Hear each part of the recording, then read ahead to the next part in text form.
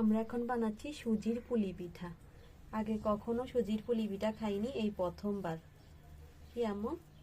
হ্যাঁ, জানি না কেমন হবে, নাকি ভাপা পিঠার মতো ভেঙে চুরে যাবে আল্লাহ জানে। মনে হয় না ভাঙবে। আজকেরটা অনেক মজা হবে। এই সুজির পুলি পিঠা খেতে যে কত মজা হয় এটা অনেকের মুখে শুনছি, এখন আজকে নিজেরাই ট্রাই করতেছি। হ্যাঁ, এমনি সময় তো চালের গুঁড়া দিয়ে আমি পুলি পিঠা বানাই।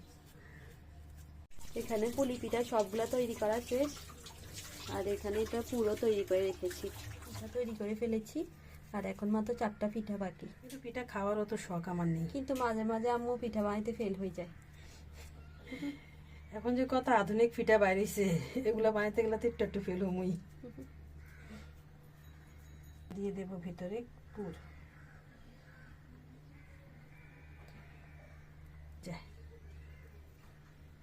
একটু বেশি পাতলা করা যাবে না, এতে করে পেটটা ফেটে যেতে পারে পিঠার।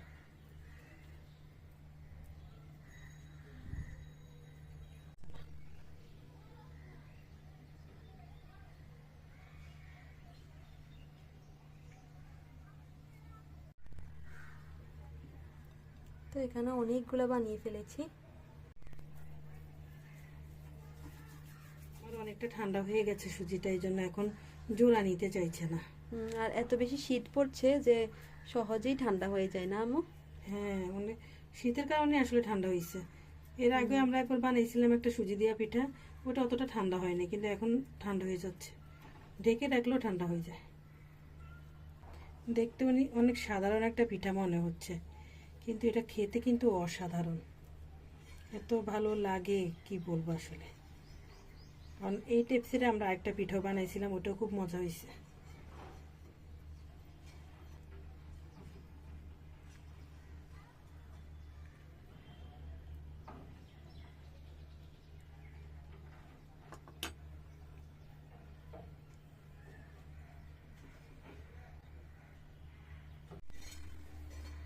বাইরে প্রচুর পরিমাণ কুয়াশা, গ্লাসগুলো একদম ঘোলা হয়ে আছে, কিছুই দেখা যাচ্ছে না।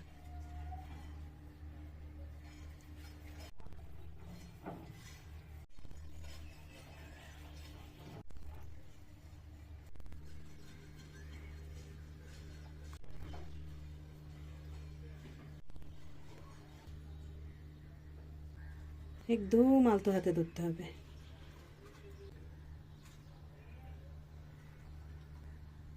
সবগুলাকে ভাজতে বসিয়ে দিয়েছি। প্রথমে একটু নরম হয়ে যায়, এরপরে আস্তে আস্তে শক্ত হয়। পিঠাটা একদমই রেডি হয়ে গিয়েছে। আমরা কিছুটা ভেঙেও দেখিয়েছি। আমার একটা ভেঙে ওটা ভাঙ্গাটা দেখাও। কত সুন্দর হয়েছে দেখেছেন? একদম বাহিরটা যেমন ক্রিস্পি আর ভিতরটা হচ্ছে একদম নরম, খেতে অনেক মজা হয়। এটা হচ্ছে ঝিনুক পুলি, এটা ঝিনুক পুলি পিঠা।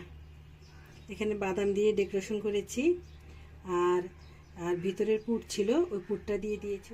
আসসালামু আলাইকুম, কেমন আছেন সবাই? আজকে কিন্তু শুক্রবার, শুক্রবারে সবসময় আমাদের একটু স্পেশাল রান্না চলে, তাই না? হ্যাঁ, ছিল এতটুকুই ছিল গরু মাংস, আর একটু বেশি থাকলে ভালো হতো, তো যতটুকু আছে অতটুকুই রান্না করতেছি। আদা দিয়ে দিলাম, আর এখানে যে আদা রসুন সব আছে একসাথে, কুচি দিয়ে দিলাম,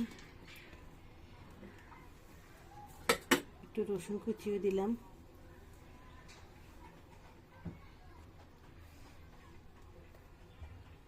আর সব রকমের মশলাও দিয়ে দিচ্ছি। গরম মশলাও দিয়ে দিলাম, গোটা গরম মশলা দিচ্ছি।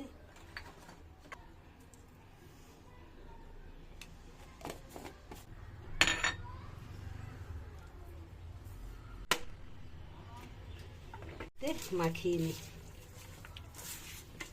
এইভাবে গরু মাংস বসালে আমার কাছে অনেক ভালো লাগে খেতে। আমার কাছে কি ঘরের সবারই প্রিয়।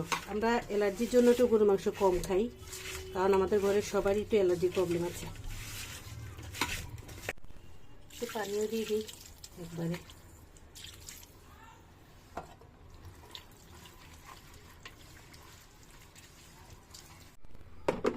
আমার রান্নাঘরটা এতটাই ছোট যে সবকিছু রেখে একসাথে কাজ করতে পারি না।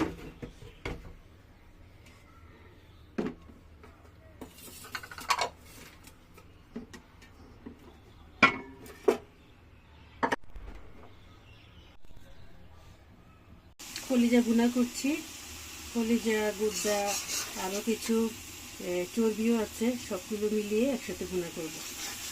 অনেক পুরাতন কলিজা, এই জন্য আম্মু বেশি করে ভুনা করে ফেলছে। হ্যাঁ, অনেক পুরাতন, বেশি দিন রাখলে টেস্ট নষ্ট হয়ে যায়।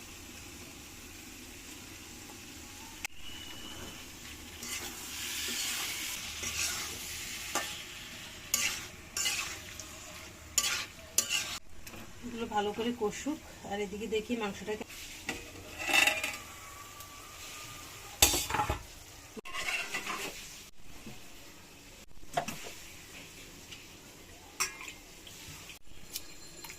রান্না করি সবসময় বেশিরভাগই, কারণ আলু বাচ্চারা এত পছন্দ করে যে আলু ছাড়া মাংস ওরা ভাবতেই পারে না। আর নতুন আলু দিয়ে মাংস অনেক মজার হয়। হ্যাঁ, এখন আলু দিয়ে দিলাম, আর একটা জিনিসও দেব। ডাল ভিজিয়ে রেখেছিলাম, এটা হচ্ছে ছোলার ডাল। এই ছোলার ডালটা দিয়ে মাংস রান্না করলে অনেক মজা হয়। আর সাথে কয়েকটা আলু দিয়েছি, তাহলে একটু ভালো লাগবে খেতে। আরো কিছুক্ষণ এভাবে কষিয়ে নেব, তারপর পানি দিয়ে দেব।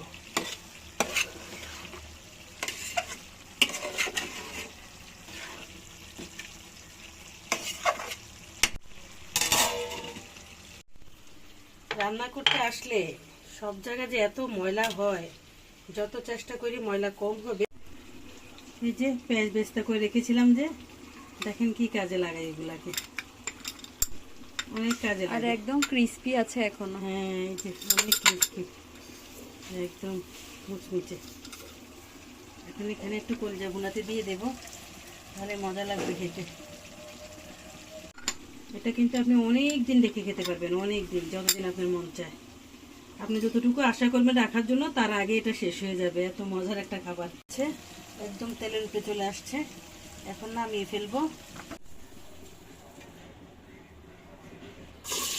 পেঁয়াজ দিয়ে দিলাম, একটা গরম মশলা দিয়ে দিচ্ছি, গোটা গরম মশলা।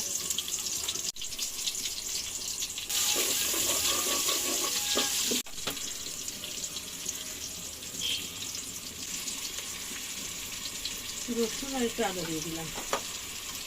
কলাইয়ের সাথে রসুন আর একটু আদা দিলে আমার কাছে ভালো লাগে খেতে।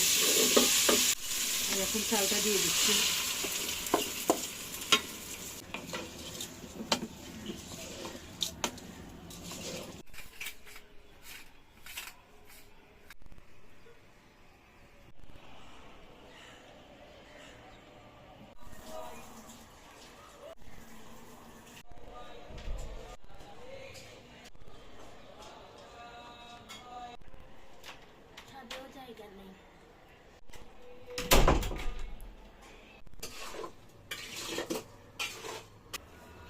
লবণ দিয়ে দিলাম।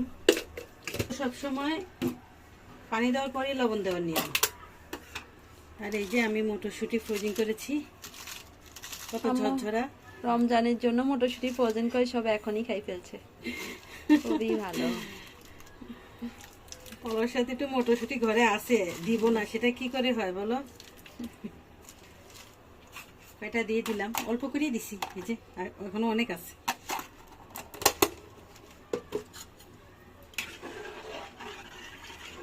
মটর পোলাও খেতে আমার অনেক ভালো লাগে, আমার তো মন চায় বেশি করে দিতে।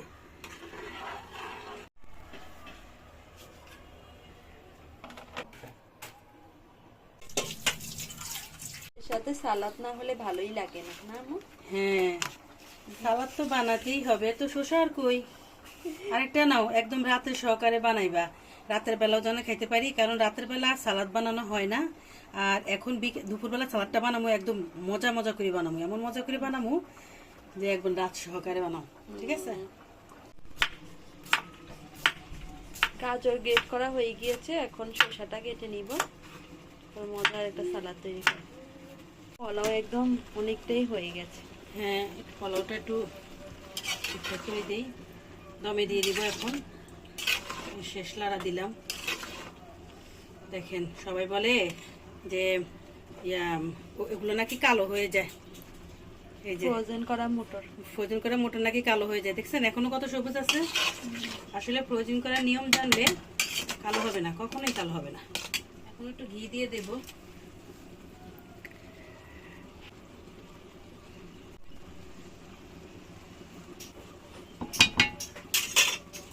সেই যে ব্রেস্তা,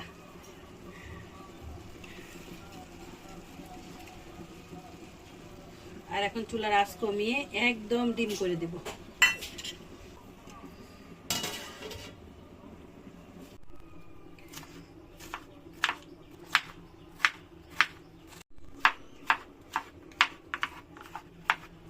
ছোটবেলায় কত শসা এমনি খাইছি, মানুষের খেতে এমনি দেয়া দিত ডাইকা, আর এখন ওগুলা খাইতেও পাই না, কিনা খাইলে খাইতে পাই না, নাই এত দাম এখন।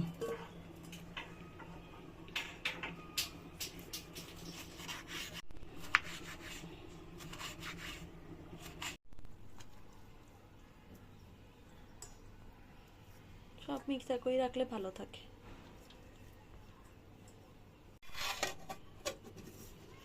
একটু রাতের জন্য রেখে দিলাম, আর এখন এগুলো খাবে।